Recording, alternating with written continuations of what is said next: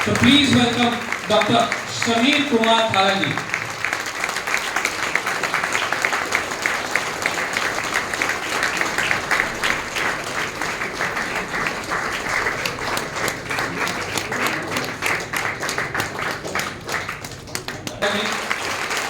Our Honorable MP Dr. Sameer Kumar Thalagi তাকে বরণ করছেন mister Ranjit Das, mister Sukanta Sasmal and mister Shahabuddin Molla. আমি আশা করব আপনারা আজকে যা পাবেন সেটা জীবনে আপনাদের অনেক কাম্য। তো thank you. So good morning everyone. Morning. যারা দাঁড়িয়ে আছেন তাদের সিট পাননি? উপরে ফাঁকা আছে, উপরে পার্টি না উপরে চলে যান। সো উপস্থিত আজকে আরামবাগ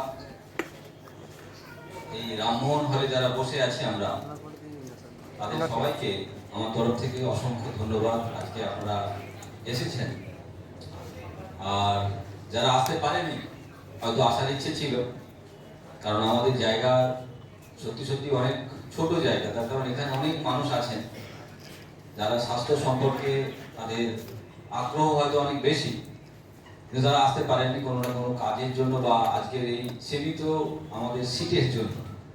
তো আপনারা বাড়ি গিয়ে তাদেরকে আমার তরফ থেকে ধন্যবাদ বলবেন। একটা সুস্থ জীবন পেতে পারি, তাহলে এই 200 জন মানুষ যদি আমরা জেনে যাই যে কি করে সুস্থ থাকবো, ওষুধ খেতে হবে না, ডাক্তারের কাছে যেতে হবে না, তাহলে সেই ব্যাপারটা আমরা বাড়িতে গিয়ে আমাদের বাবা মা, স্বামী স্ত্রী বা আমাদের ছেলে পুলে সন্তান সবাইকে শিখিয়ে দেবো। তাতে কি হবে, আপাতত এই যে 200টা পরিবার থেকে আমরা এসেছি, তাহলে 200টা পরিবারকে আমরা সুস্থ করতে পারবো, রোগ মুক্ত করতে পারবো। আর এই 200টা পরিবার তারা যদি রোগ মুক্তের থাকার যে পরিকল্পনা সেটা যদি জেনে যায়, তাহলে তারা আশেপাশের লোকজনকে যদি শিখিয়ে দেয় যে কেমন করে সুস্থ থাকতে হয়, ব্যাস, তাহলে তো আরামবাগের মানুষের আর কোনো চিন্তা থাকবে না। কারণ আজকের দিনে দাঁড়িয়ে যার বাড়িতে ক্যান্সার সে জানে তার কি সমস্যা, যার বাড়িতে প্যারালাইসিস, যার বাড়িতে আর্থারাইটিস, যার বাড়িতে ডায়াবেটিস, যার বাড়িতে থাইরয়েডের প্রবলেম, মৃগী, এপিলেপসি, কিংবা হার্টের প্রবলেম, সুগারের প্রবলেম, প্রেসারের প্রবলেম, তাদেরকে যেভাবে প্রতিদিন ওষুধ খেতে হয়, তাদের জীবনে যে ধরনের যন্ত্রণা, ঘুম হচ্ছে না মানুষের, এই সমস্ত সমস্যা আর থাকবে না আজকের পর থেকে। এটা আমার তরফ থেকে কমিটমেন্ট।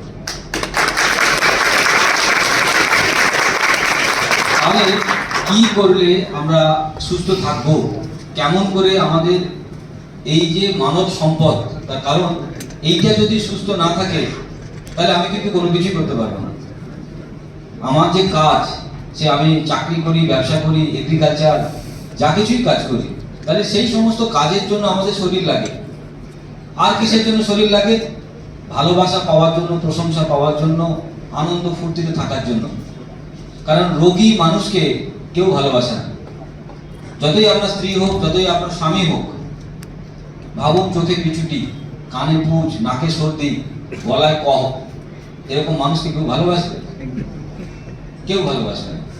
কিন্তু যখন লিপস্টিক, পাউডার লাগানো আছে, সুন্দর ফুরফুরে বন্ধ বেরোচ্ছে, কি সুন্দর সেজে আছে, ভালো লাগছে, ভালো লাগবে। তাহলে এরকম মানুষকে সমাজ, এরকম মানুষকে প্রতিটা মানুষ ভালোবাসে। তাহলে আমরা কিন্তু ভালোবাসা হারাবো যদি কিন্তু আমরা অসুস্থ থাকি। কারণ আমি নিজে দেখেছি, অসুস্থ মানুষকে সত্যি সত্যি মা বাবারাও ঠিক মতো ভালোবাসে না। কেউ হসপিটালে পড়ে আছে, হয়তো মা বাবারা হয়তো একদিন যাবে, দুদিন যাবে, পাড়ার লোক একদিন ঘুরে আসবে, তারপরে দেখবেন আস্তে আস্তে লোক আসা যাওয়া কমে যাবে। লোকে কিন্তু বেশি বেশি লোক যাবে না। আপনি পড়ে আছেন আর নার্স পড়ে আছে, ব্যাস, বাঁচলে ভালো, ফিরে আসবেন, না বাঁচলে ওদিক থেকেই চলে যাবেন। তো এরকম একটা পরিবেশে আমরা জীবন যুদ্ধে লড়াই করছি, এবং তার সঙ্গে সঙ্গে আমাদের এই শরীরটা এমন একটা মানব সম্পদ যে আমাকে অর্থ বা আমাকে জীবন ধারণ করার জন্য, লড়াই করার জন্য শক্তি দেয়। আমার বুদ্ধি সুস্থ না থাকলে বুদ্ধি কি করে কাজ করবে? আজকে যদি আমি অসুস্থ হই, আমার বুদ্ধিও কিন্তু অসুস্থ। বুঝতে পেরেছেন? যে মানুষটা জয়লাভ করে, যে মানুষটা জীবনে সফল হয়, তার শরীর কিন্তু সুস্থ, শরীর যদি সুস্থ না হয়, মন অসুস্থ, আর মন যদি অসুস্থ না হয়, তাহলে জীবনের কোনো কিছুই সফলতা আপনি পাবেন না। আপনি কাঁদছেন, কষ্ট পাচ্ছেন, যন্ত্রণা পাচ্ছেন, বুঝতে পারছেন না যে কি উপায়, কেমন করে এখান থেকে স্টেপ বাই স্টেপ আগামী দিনে বেরিয়ে যাব। সেই পুরো জিনিসটা আমি ছবির মতো আপনাদেরকে বুঝিয়ে চেষ্টা করছি, যাতে আপনি বুঝতে পারেন যে কেমন করে তার জীবনে সুখ, স্বাচ্ছন্দ্য, আনন্দ, শান্তি, ভালোবাসা সবকিছু পেতে পারে। এবার এই জিনিসটা আমি এখান থেকে দেব, তাহলে এটা আমার কমিটমেন্ট। কিন্তু একটা কমিটমেন্ট আপনাদের থাকতে হবে, আজকের পর থেকে আমরা ডাক্তারের কাছে যাব না, আজকের পর থেকে আমাদের ওষুধ খেতে হবে না। সেই কমিটমেন্ট আমরা পেতে পারি? ওকে, চলুন তাহলে প্রথমে আমরা জানবো কেন অসুস্থ হই, এরপরে জানবো অসুস্থ হলে কি করে সুস্থ হয়ে যাব। তাহলে একটু জেনে নিই কেন অসুস্থ হই, কারণ এই কারণটাও আমাদের জানা দরকার। আপনি হয়তো বলবেন কেন আমার জানা দরকার, কি দরকার?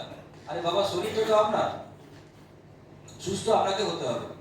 আপনি যদি বলেন এটা ডাক্তারের কাজ, স্বামী স্ত্রীর সম্পর্ক টিকিয়ে রাখা লয়ারের নয়, আপনার দায়িত্ব। জমি জায়গা দেখভাল করার দায়িত্ব আপনার, সেটা পুলিশের নয়, থানার নয়। তাহলে আমার সম্পত্তি, আমার স্ত্রী, আমার ভালোবাসা, আমার শরীর, দায়িত্ব আমার। তাহলে আমি যদি আমার দায়িত্বটা নিতে পারি, তাহলে আমি কিন্তু আর অসুস্থ হব না। তাহলে কি করে জানবো আমরা অসুস্থ হই, এরপরে জানবো অসুস্থ হয়ে গেলে কি করে সুস্থ হব এবং কিভাবে সুস্থ হব। ওষুধ ছাড়া, ডাক্তার ছাড়া, হসপিটালে না গিয়ে বাড়িতে বসে আমরা সুস্থ হওয়ার সমস্ত পদ্ধতি এখান থেকে জেনে নেব। তাহলে আমাদের কাছে পয়সা সাশ্রয়, আমাদের কাছে সময় সাশ্রয়, এবং আমাদের আর শরীর নিয়ে কাঁদতে হবে না। আমি আজ থেকে 17 বছর আগে এরকম একটা স্বপ্ন নিয়ে বাড়ি থেকে বেরিয়েছিলাম। কি স্বপ্ন? যেমন করে বাড়ির বাবা মাকে সুস্থ করেছি, নিজেকে সুস্থ করেছি, স্ত্রীকে সুস্থ করেছি, নিজের সন্তানকে সুস্থ করেছি। তাহলে এরকম সন্তান, এরকম আমার যারা ভাই বোন, আমার যারা বাবা মা, এরকম প্রচুর মানুষ বাংলার ঘরে ঘরে, গ্রামে গ্রামে আছে।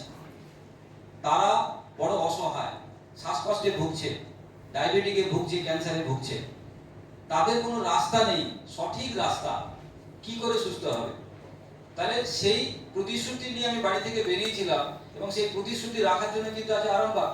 আবার 2 তারিখে হয়তো অন্য কোথাও থাকবো, মাঝখানে হয়তো অন্য কোথাও থাকবো। এই পরিক্রমা করে বেড়াচ্ছি আমি রোজ রোজ প্রতিদিন। যেমন ডিজিটাল মাধ্যমেও আমি এখন প্রোগ্রাম করছি, মানুষকে বিভিন্নভাবে আশ্বাসিত করার যে কি করে মানুষ সুস্থ হবে। তাহলে মানুষ অসুস্থ হয় কেন? মানুষ অসুস্থ হয় মানুষ ধর্ম ভাঙার জন্য। মানব জীবনের একটা ধর্ম আছে, সেই ধর্মকে তারা যখন ভেঙে ফেলে, সেই ধর্মকে যখন তারা না মানে, তখন তারা অসুস্থ হয়। এবারে আপনি বলবেন মানব জীবনের ধর্ম তো, আমি তো হিন্দু, আমি তো হিন্দু ধর্ম পালন করি, আমি তো মুসলমান, আমি তো 4 বার 5 বার রোজা রাখি, নামাজ পড়ি, আমার তো কোনো অসুবিধা হয় না। না না, আমি সেই ধর্মের কথা বলছি না। হিন্দু ধর্ম, মুসলমান ধর্ম, জৈন ধর্ম, এই ধর্মের কথা আমি বলছি না। আমি কোন ধর্মের কথা বলছি? মানব ধর্মের কথা। মানুষের একটা ধর্ম আছে, উদাহরণ দিয়ে বুঝিয়ে বলি। যেমন আগুনের একটা ধর্ম আছে, সবকিছু পুড়িয়ে দেয়। আগুন যদি কোনোদিন না পুড়িয়ে দেয়, তাহলে আপনি কি তাকে আগুন বলবেন? নিঃসন্দেহে নয়। আগুন মানে টেম্পারেচার, একটা উত্তেজনা বা একটা তার একটা শক্তি তৈরি হবে, গরম লাগবে, আলো সৃষ্টি করবে, সেটা হচ্ছে আগুনের ধর্ম। জলের ধর্ম কি? সবকিছু ভিজিয়ে দেবে। আপনি রুমাল দিলেও ভিজিয়ে দেবে, কাপড় দিলেও ভিজিয়ে দেবে। আচ্ছা, মমতা ব্যানার্জি যদি কাপড় দেয়, নরেন্দ্র মোদী যদি রুমাল দেয়, তাহলে কি ভিজবে? বলে ভিজবে বাবা। কারণ জল সবার জন্য সমান, তার ধর্ম সবার জন্য সমান, আর ওপর থেকে সে গড়িয়ে যাবে। তুমি তাকে আটকাতে পারবে না। তুমি ডান দিকে আটকাবে, বাম দিকে চলে যাবে, বাম দিকে আটকাবে, ডান দিকে চলে যাবে। জলের ধর্ম কি? গড়িয়ে যাবে। আর কি? সে তৃষ্ণা নিবারণ করবে। মানে জল খেলে আমাদের পিপাসাকে নিবারণ করতে পারবে, তবেই তাকে আমরা বলবো জল। তাহলে বুঝতে পারছি ধর্ম কাকে বলছি? ধর্ম বলছি যেই জিনিসটা তার যে নিজস্ব একটা গুণ, তাকে বলছি ধর্ম। সেই ধর্মটা যখন সে পালন করে বা করবে, তখন তাকে আমরা সেই জিনিসটা বলবো। তাহলে মানুষ, এই যে আমরা জন্মেছি, যখন আমরা জন্মেছিলাম আমাদের ওজন কত ছিল? 2 কেজি, 2.5 কেজি, 3 কেজি। সবারই তো আমাদের টাই বুট প্যান্ট পরা ছিল, তাই তো? আমাদের তো শহরে তাই হয়। আপনাদের গ্রামে কি হয়? টাই বুট প্যান্ট থাকে? বুঝতে পেরেছেন? তাহলে একটা সন্তান, সে রবীন্দ্রনাথ ঠাকুরের বাচ্চা, সে নেতাজির বাচ্চা, বিবেকানন্দের তো বিয়ে করেনি, নরেন্দ্র মোদী বলি বা আমাদের বিল গেটস বলি, ক্লিন্টন বলি, সারা পৃথিবীর সমস্ত মানব সন্তান তারা যখন জন্মায় তারা সবাই ওই 2 কেজি, 2.5 কেজি, 3 কেজি একটা ল্যাংটু শিশু, কি ছেলে কি মেয়ে, ইসকে লজ্জা লাগছে, কিন্তু সেদিন ওরকমই, এটা হচ্ছে বাস্তব। এটাই হচ্ছে একটা মানব জন্মের ধর্ম। এবার ওই মানব জন্ম, তার একটা নিজস্ব নিয়ম আছে। তাকে কি করতে হবে? খেতে হবে, তাকে ঘুমোতে হবে, তাকে আনন্দ ফুর্তি করতে হবে, মজা করতে হবে। তাহলে মানব ধর্ম কেউ খায় না এরকম একটা জীবনকে আমরা কি মানুষ বলতে পারবো যে খায় না? মানুষ মানেই তাকে খেতে হবে, মানুষ মানেই তাকে জল খেতে হবে, মানুষ মানেই তাকে খাবার খেতে হবে। একটা মানুষ ঘুমায় না, কোনোদিনই ঘুমায় না, তাকে কি মানুষ বলবো? অসম্ভব। তার কারণ মানুষ ধর্ম কি? খেতে হবে, ঘুমোতে হবে। আর কি ধর্ম? মানব ধর্মের আরেকটা ধর্ম, খেতে হবে, ঘুমোতে হবে, আনন্দ করতে হবে, মজায় থাকতে হবে, ফুর্তি করতে হবে, মস্তি করতে হবে, খুশি থাকতে হবে, স্যাটিসফ্যাকশন মানে স্যাটিসফাইড থাকতে হবে। তাহলে এই তিনটে যে জীবন, যে জন্তুটা করতে পারে, খেতে পারে, ঘুমোতে পারে আর আনন্দ ফুর্তি খুশিতে থাকতে পারে, তাহলে তাকে আমরা মানুষ বলতে পারি। সেই ধর্মের কথা বলছি। তাহলে যদি তারা কেউ এই ধর্মটা না মানে, তাকে কি মানুষ বলবো? নিশ্চয়ই বলবো না। ঠিক তেমনি মানুষের যেমন ধর্ম আছে, জীবন ধর্ম, স্বধর্ম, তেমনি আমাদের যে শরীর, শরীরের একটা ধর্ম আছে। সেই ধর্মটা শরীর যদি পালন না করে তাহলে শরীর সুস্থ থাকবে না, শরীরের অসুখ হবে। সেটা ধর্ম কি? খাওয়া, খেতে হবে তোমাকে, ঘুমোতে হবে তোমাকে। তাহলে খাওয়া এবং ঘুমানো, তার সঙ্গে কি ওই ফুর্তি, ওই মজা, তবে কি একটা শরীর সুস্থ থাকবে। এবারে সবাই চিৎকার করে বলবেন হয়তো, স্যার আমি খাই, আমি ঘুমাই, আমি আনন্দ করি, তাও আমার কেন শরীর খারাপ? আপনি তো ভুল বলছেন। আমি তো খাচ্ছি, ঘুমাচ্ছি, সবাই ঘুমাই, এখানে সবাই আমরা খাই, সবাই আমরা ফুর্তি করি, তা সত্ত্বেও কেন শরীর খারাপ? ঠিক কথা বলেছেন। তার কারণ আমরা যেটাকে খাওয়ার কথা বলছি সেই খাওয়ার কথা নয়। খাওয়া কোনটা? এইখানটায় গুলিয়ে গেছে। আনন্দ কোনটা? এইখানে গুলিয়ে গেছে। ঘুম কোনটা? কতটা সময়? এইখানে গুলিয়ে গেছে। এইখানে কি হয়েছে? ইমব্যালেন্স হয়ে গেছে। একটু বুঝিয়ে বলি, বুঝতে পারবেন। খাওয়া হচ্ছে, দেখুন এই পৃথিবীতে আমরা আসার আগে আমাদের পৃথিবী সমস্ত কিছু তৈরি করে রেখেছে। আপনি আসবেন বলে অক্সিজেন রেডি, আপনি আসবেন বলে আকাশ রেডি, আপনি আসবেন বলে সূর্য রেডি, আপনি আসবেন বলে গাছপালা সব রেডি, সবাই রেডি হয়ে আছে আপনি আসবেন বলে। কারণ এলেই তো আপনি বলবেন অক্সিজেন কই, এলেই তো বলবেন সানলাইট কই, বাতাস কই, অক্সিজেন নেব, জল খাবো, জল কই। তাহলে সেই জলকে তৈরি করেছে প্রকৃতি, আকাশ প্রকৃতি, সূর্য প্রকৃতি, অক্সিজেন শ্বাস প্রশ্বাস নিচ্ছি প্রকৃতি, খাবো প্রকৃতি। লোকে বলে না জীব দিয়েছেন যিনি, আহার দেবেন তিনি। তাহলে আহার কে দেবে? প্রকৃতি দেবে। তাহলে আমাদের এই পুরো পৃথিবীতে 48 লক্ষ ধরনের জীবজন্তু আছে। কত লক্ষ ধরনের? 48 লক্ষ। কিরকম? যারা আকাশে উড়ে বেড়ায় তারা এক ধরনের জীবজন্তু, তাদেরকে পাখি বলি। যারা মাটিতে ছুটে বেড়ায় তাদেরকে আমরা কি বলি? গরু, ছাগল, তাই তো, ভেড়া, ঘোড়া, এরকম বহু রকম জন্তু আছে। আবার মাটির তলায় যারা আছে তাদেরকে কি বলি? গিরগিটি, টিকটিকি, সাপ, ইঁদুর, এরা সব মাটির তলায় থাকে। জলের তলায় কি থাকে? মাছ, তিমি মাছ, শোল মাছ, কাতলা মাছ, পুঁটি মাছ, মুরলা মাছ, তারা সব জলে থাকে। তো তাদের প্রত্যেকের খাবার কি? প্রকৃতির খাবার। কি খাবার? প্রকৃতির খাবার। কে দিয়েছে? প্রকৃতি দিয়েছে। পাখিকে দানা প্রকৃতি দিয়েছে, গরুকে ঘাস প্রকৃতি দিয়েছে, ইঁদুরকে খাবার প্রকৃতি দিয়েছে, মাছকে শ্যাওলা প্রকৃতি দিয়েছে। মানুষকে কি দিয়েছে? মানুষের খাবার কি? কনফিউজড। মানুষের খাবার বলছে মা দিয়েছে, বউ দিয়েছে, বাবা দিয়েছে, রান্নাঘর দিয়েছে, হোটেল দিয়েছে, রেস্টুরেন্ট দিয়েছে। তাহলে এইখানে আমরা কি করেছি? আমাদের খাবারকে বিকৃত করেছি। আমাদের যে খাবার, সেই খাবারটা আমরা খাচ্ছি না। আমরা কি করেছি? আমাদের না খাওয়ার যেটা উচিত ছিল, যেমন গরু ঘাস খাবে, তাকে যদি বিরিয়ানি খাওয়ান, তাজ বেঙ্গল হোটেলের বিরিয়ানি খুব দামি, 5000 টাকা প্লেট, গরু কতদিন বাঁচবে? একটা মূর্খ মানুষও বলতে পারবে গরু কি বিরিয়ানি খায়? আর বিরিয়ানি খেলে গরু তো বাঁচবেই না, মরে যাবে। কুকুরকে যদি রোজ ঘাস খাওয়ান কি হবে? অনেক দামি ঘাস, আলফা আলফা। কোথা থেকে নিয়ে এসেছেন? আরব থেকে নিয়ে এসেছেন। সেই ঘাস আপনি আপনার কুকুরকে খাওয়াচ্ছেন রোজ, সকালবেলা, দুপুরবেলা, রাত্রিবেলা। কুকুর কতদিন বাঁচবে? একটা ছোট্ট বাচ্চা হাসতে হাসতে বলবে কুকুর কি ঘাস খায়? কুকুর মাংস খায়। গরু কি মাংস খায়? গরু ঘাস খায়। তাহলে মানুষেরও নির্দিষ্ট একটা খাবার আছে, সেই খাবারটা যদি মানুষ খায় তাহলে মানুষ কোনোদিন অসুস্থ হবে না। কিন্তু মানুষ কি করেছে? তার খাবারটাকে বিকৃত করেছে। বিকৃত, মাছ বিকৃত করেনি সেজন্য মাছের ক্যান্সার হয় না, গরু বিকৃত করেনি তাই গরুর কোনোদিন টাইফয়েড হয়নি, বা গরুর কোনোদিন জন্ডিস হয়নি, গরুর কোনোদিন মাইগ্রেন হয়নি, গরুর কোনোদিন মৃগী হয়নি, গরুর কোনোদিন ক্যান্সার হয়নি। মানুষের কেন হচ্ছে? কারণ মানুষ তার খাওয়াটাকে কি করেছে? বিকৃতি করেছে। বুঝতে পেরেছেন? কি খাচ্ছে? নিজের মতো করে খাওয়া, এবং প্রকৃতি থেকে অনেক দূরে খাবারটা। আমাদের টমেটো আর টমেটো চাটনি দুটো কিন্তু আলাদা জিনিস। টমেটো যদি আমি খাই তাহলে শরীর তাকে হজম করতে পারবে। আপনি একটা টমেটো খেলেন, দুটো টমেটো খেলেন, পরীক্ষা করার জন্য 1 বস্তা টমেটো খেয়ে দেখতে পারেন, তাতে আপনাকে আরামবাগ হসপিটালে ভর্তি হতে হবে না। কিন্তু যদি আপনি 1 বাটি চাটনি আর 1 কড়া চাটনি খেয়ে ফেলেন, তাহলে কিন্তু আপনাকে বাড়িতে পাওয়া যাবে না, পিজি হসপিটালে খুঁজে আপনাকে পাওয়া যাবে। কারণ আপনি হসপিটালাইজ হয়ে যাবেন, সেলাইন দিতে হবে, লুজ মোশন এত হবে, মারাও যেতে পারেন হয়তো। তার মানে বুঝতে পারছেন যে শরীর কার দায়িত্ব নেবে? প্রকৃতির খাবারের দায়িত্ব নেবে। কিন্তু শরীর আমার বইয়ের দায়িত্ব বা আমার মায়ের দায়িত্ব খাবার নেবে না, সেই খাবার কিন্তু নেবে না। কেন?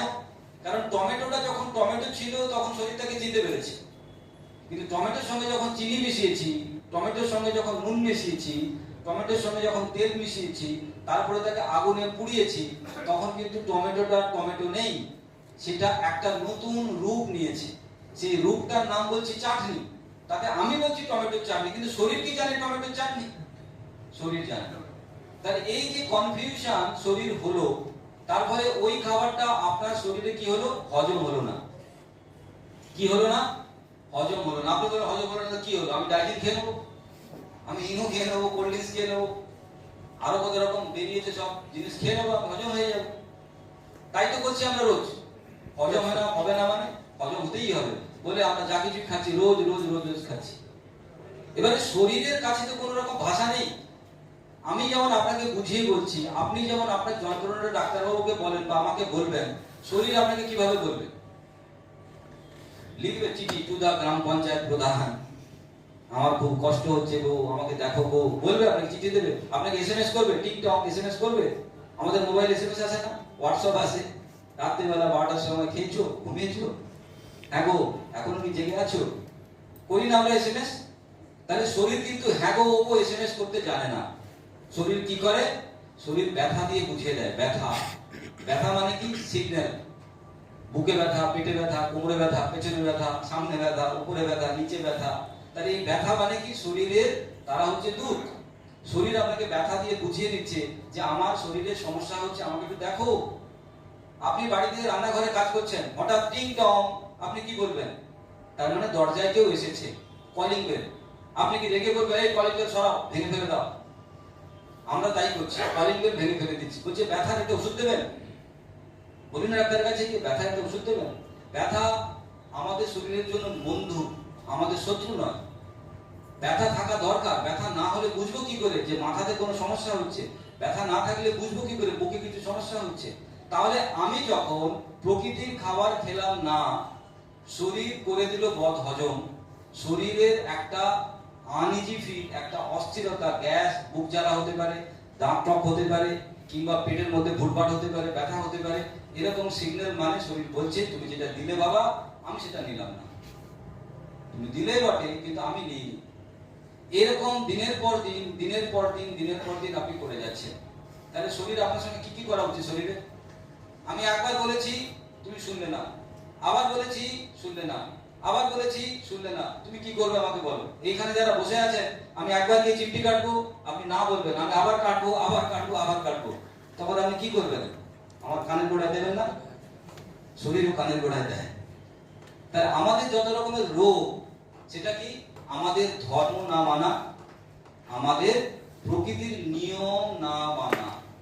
এই প্রকৃতির নিয়ম আমরা দিনে ডায়াবেটিস, সেই সাজার নাম আলসার, সেই সাজার নাম ক্রিয়েটিনিন, সেই সাজার নাম ক্যান্সার, সেই সাজার নাম যা কিছু। তার জন্য ডাক্তারবাবু একটা ভালো ওষুধ দিন, ঠিক করে দিন। তার মানে বুঝতে পারছেন সমস্যাটা কোথায় আর সমাধানটা কোথায় দিচ্ছি।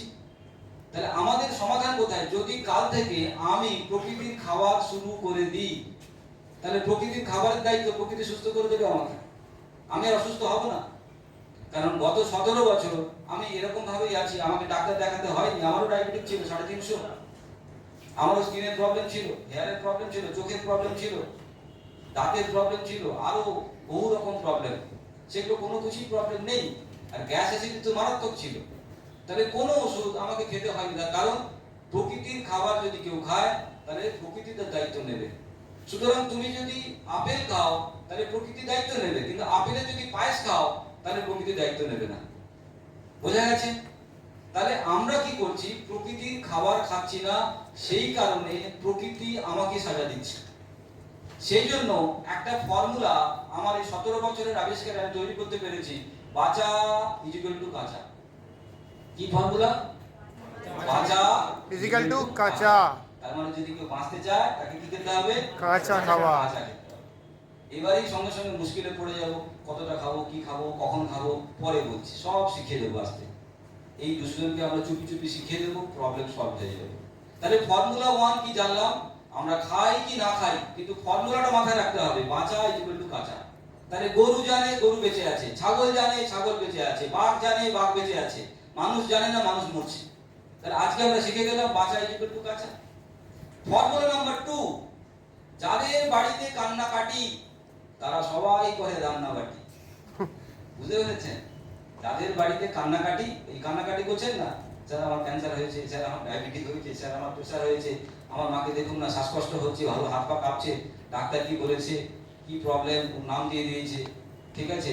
আবার গলায় কারোর ফুলে গেছে, ডাক্তার বলছে থাইরয়েড, কারোর আবার পেছনে কষ্ট হচ্ছে, ডাক্তার বলছে মাইগ্রেনের প্রবলেম, স্পন্ডিলাইটিসের প্রবলেম, কিছু বুঝতে পারছে না, ওষুধ খাচ্ছে তো খাচ্ছে, খাচ্ছে তো খাচ্ছে, সারছে না।